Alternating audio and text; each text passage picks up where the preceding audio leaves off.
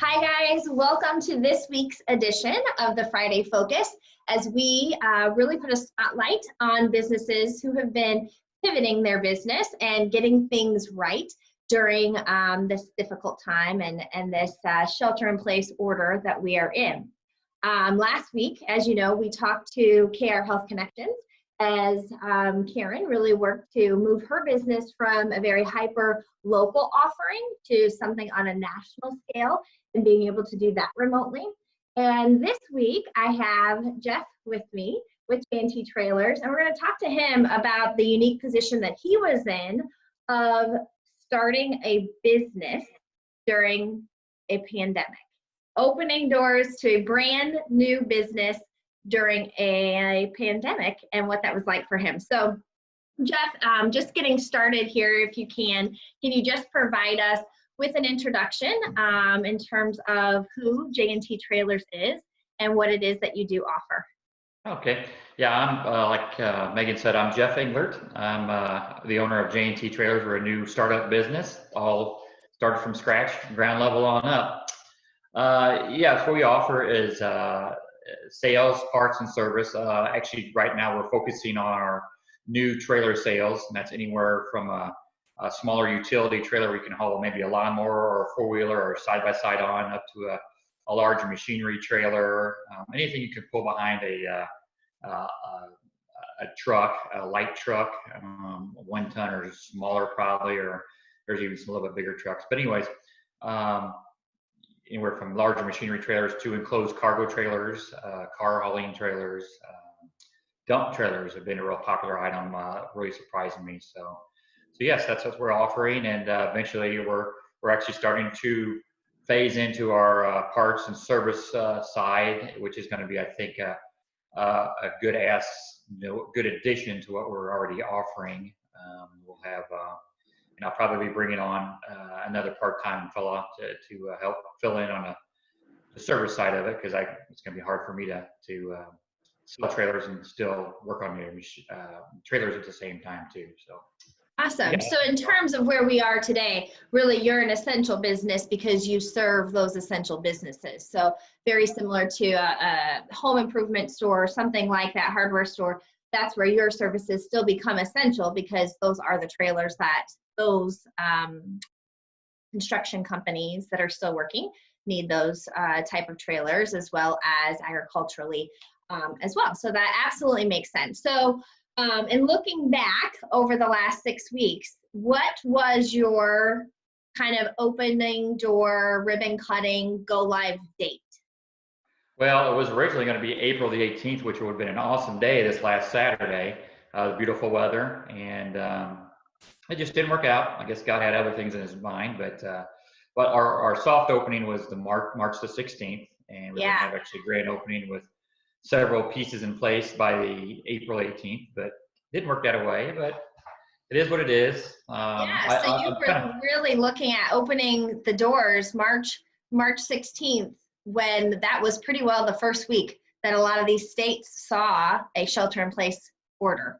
You know, that they needed to make a shift. We were seeing restaurants close that weekend right before that, seeing other non-essential businesses starting to close that week. So what was kind of going through your mind when here, right as you were trying to just put your foot in the door and start, and all of that was happening? What were some of your thoughts as to how to move forward? Yeah, well, I already had a lot of anxiety in my head when we were just opening the doors up. Just can I pay rent? Am I going to sell enough trailers? Because that was just kind of up in the air. I didn't know what my volume was going to be, and I still don't know, because I think we got a lot of potential yet. We are probably on a slower side as far as, but I think it's kind of good. I really didn't worry about it because we were probably in business a week or and a half, probably or better, before actually Missouri put their shelter in place. But at first I wasn't too worried about it. I'm still kind of concerned, but we're still moving some product, and it's because of the construction and the agricultural market. And actually there are some people getting out of their houses and coming to buy stuff too as well.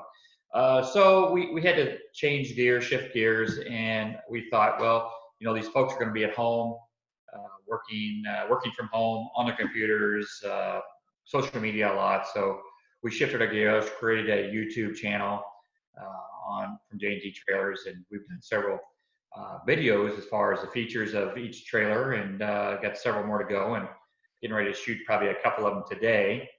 But and that's kind of what we thought we needed to do. I think I see more the interested people looking at the videos versus I've done some other posts where it's a success story. I sold a trailer to my former employer, and I've gotten gosh, it's been exposed to over 1,700 people reached on that post last week, and I don't get near as many posts on the or people checked out on the videos, but I think it's more concentrated on the people who actually are looking, which still gets good exposure too as well. So yeah. So I have to ask you, because when I think, where might some others where their heads might have been during that time is, oh, should we just wait? Should we just wait, not open the doors, wait till this all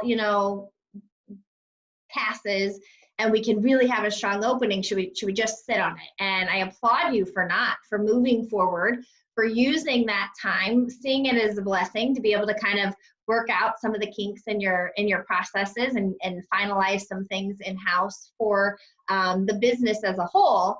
I think that's great. And then the other thing that I think is really cool is hearing some of the new ways that you have been educating your audience, getting your name out there, and doing that virtually. And I would venture to guess that most business owners who are in the type of business that you are in, with the type of ideal client that you have, would have never said, I am sure in my first 4 weeks, I am absolutely going to have a really strong social media presence. I'm going to be starting a YouTube channel and tackling that type of business in that way. It's just not what you would have normally thought of as a business owner within your industry as to how you have to sell your product. But I think it is so cool, and really shows your company's ability to pivot in doing that. And figuring out, how do I leverage these tools online to grow an audience, educate an audience, and generate interest when I can't have them, necessarily here at the shop on a regular basis. So I think that is really, really great. I've enjoyed educating myself and watching them, because I'm for certain not a trailer expert. So I think it is a really, really cool thing that you're doing. Anything else that you would like to share with those that may be watching today, in terms of, maybe what are your adjusted hours, or some of the processes that you have in place to keep your customers safe when they do come in shop? What does that look like for you? Yeah, we I guess probably early last week, I guess we or maybe the week before, we kind of instilled a curbside only. I conferred with a couple of local dealerships, local Ford dealership, and reached out to them, and they're doing only curbside service only. So we're trying to limit the people we get in our office. We still probably get a couple in here. It's not like we get 100 people in here in a day. We'll Sure. probably get 5 to 6 visitors a day probably, but people are showing up or interested. So yeah, that's kind of what. So we're trying to keep our distance. It's hard not to shake a person's hand, because I've done that so many years, and Yeah. put your hands in your pocket. But as far as the hours, we're keeping them pretty much the same. Okay.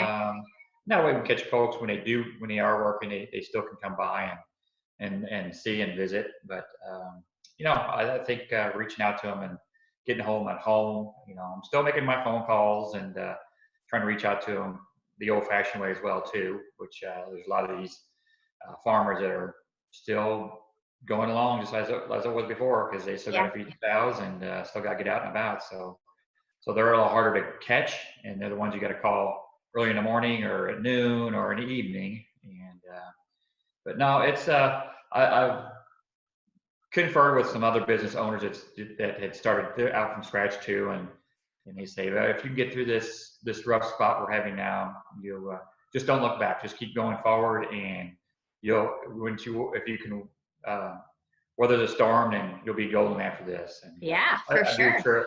I do truly believe that, and we're going to get, once this is all over, it's really going to be great. And like I said before, I think it is, not really say, I don't really want to say it's a blessing, but it is good that it's been a little slower, because we can instill some of our processes. We're still working out some kinks, and getting some other vendors on board with some other type of trailers and truck flatbeds. I just got signed up with a manufacturer on that. So I wouldn't have had that all in place if we had been just go right out the gate. Sure, So sure. Awesome. So yeah. Very good. All right. Well, thank you so much for spending this time with me today, Jeff. Yes. Absolutely. Just congratulate you on such a successful start during this difficult time. And I look forward to coming out for the big grand opening when you get to reschedule it and have the whole community, really around you for an official ribbon cutting. But thank you again. And if you are pivoting your business and would like to be featured in our Friday feature of those pivoting during this time, definitely reach out on our website, and we'd love to schedule some time to talk with you. Have a great day, guys. Thanks so much.